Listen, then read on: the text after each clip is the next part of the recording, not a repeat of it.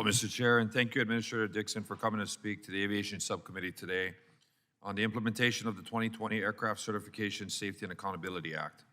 As a commercial airline transport pilot, this issue is very personal to me, and I'm glad that the Aviation Subcommittee has committed and continues to provide oversight to ensure that these mistakes will not be repeated. As part of the committee's investigation into the 737 MAX, we learned about multiple troubling instances where Boeing's authorized representatives, who are supposed to be acting on behalf of the FAA and ultimately the public, signed off on plans that clearly prioritize Boeing's focus on production and profits and not safety.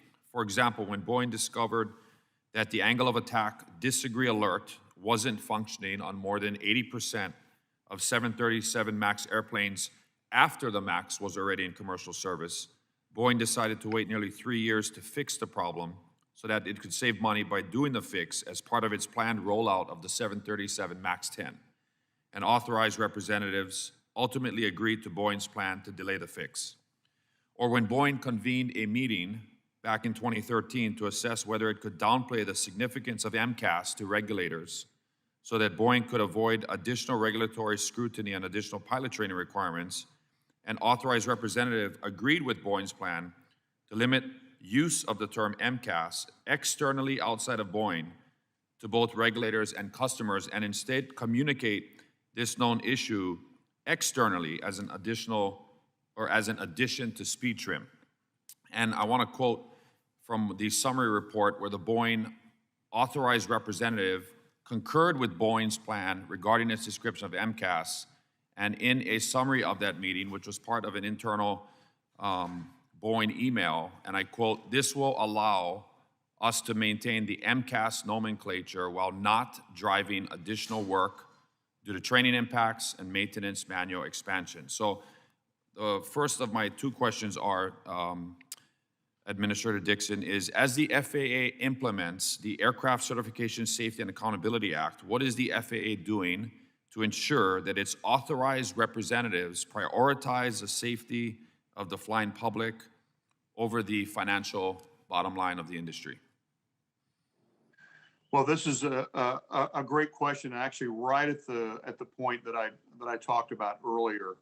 We are monitoring actively ODA holder accountability to program requirements so that these things cannot happen again. And what you're referring to, undue pressure, or under the broader rubric of interference, is a special emphasis area, and it is a particular focus of our investigations and our oversight, not only of Boeing, but of all manufacturers that have an ODA. So we have conducted interviews with Boeing employees. There's correspondence that we can certainly make available to you if you haven't seen it already, to make sure that unit members are conducting their duties and are not under pressure from the company to be able to comport to timelines or to conceal.